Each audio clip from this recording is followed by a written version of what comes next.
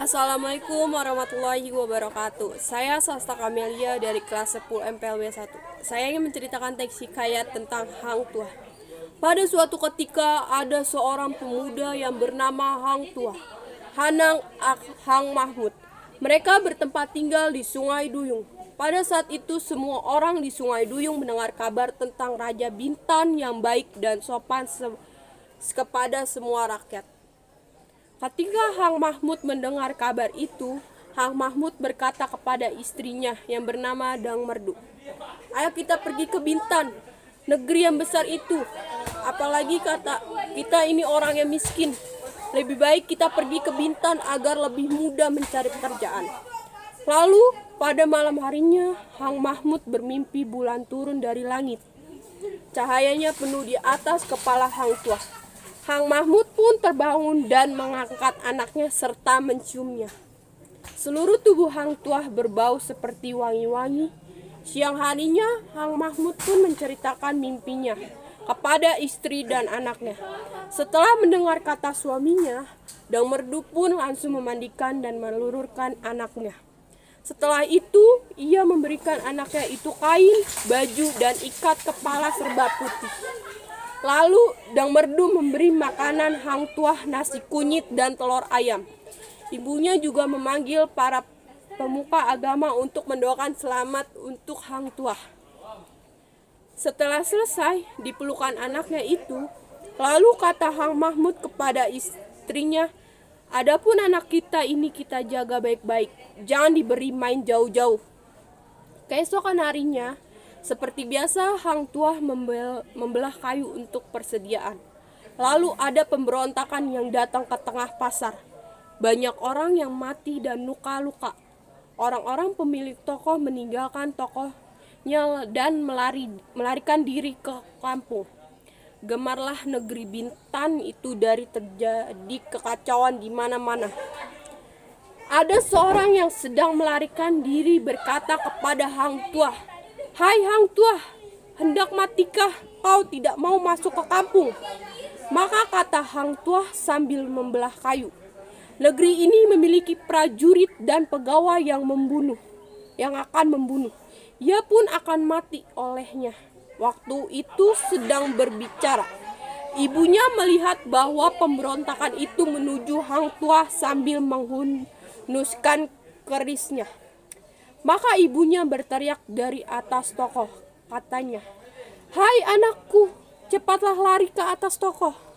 Hang Tuah mendengar kata ibunya. Ia pun langsung bangkit berdiri dan memegang kapaknya menunggu amarah pemberontakan itu. Pemberontakan itu datang ke hadapan Hang Tuah lalu menikamnya bertubi-tubi. Maka Hang Tuah pun melompat dan mengelakak dari tikaman orang itu. Hang Tuah lalu mengayung kapaknya kepala orang itu, lalu terbelah kepada kepala orang itu dan mati.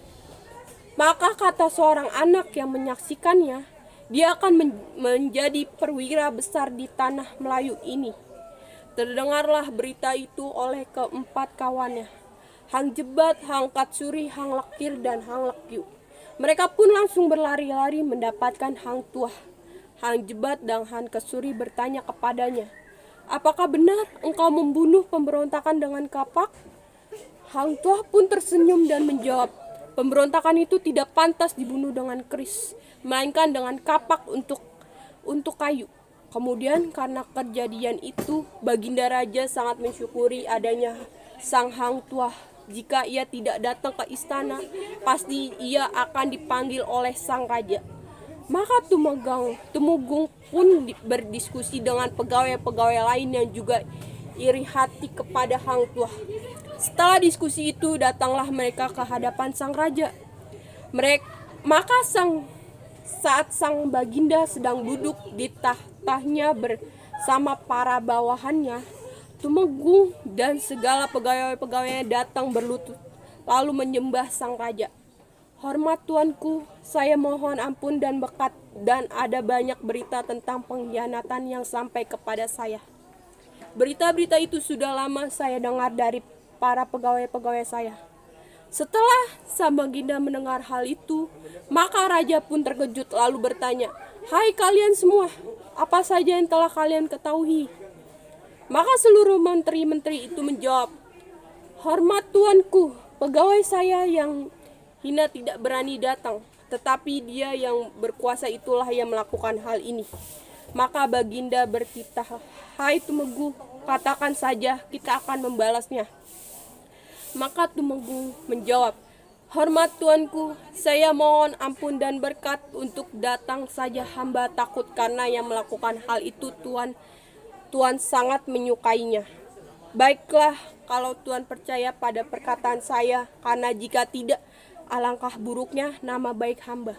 Seolah-olah menjelekkan orang itu. Setelah Baginda mendengar kata-kata Tumenggung yang sedemikian itu, maka Baginda bertitah, "Siapakah orang itu? Sang Hang Tuah kah?" Maka Tumenggung menjawab, "Siapa lagi yang berani melakukan selain Hang Tuah itu?"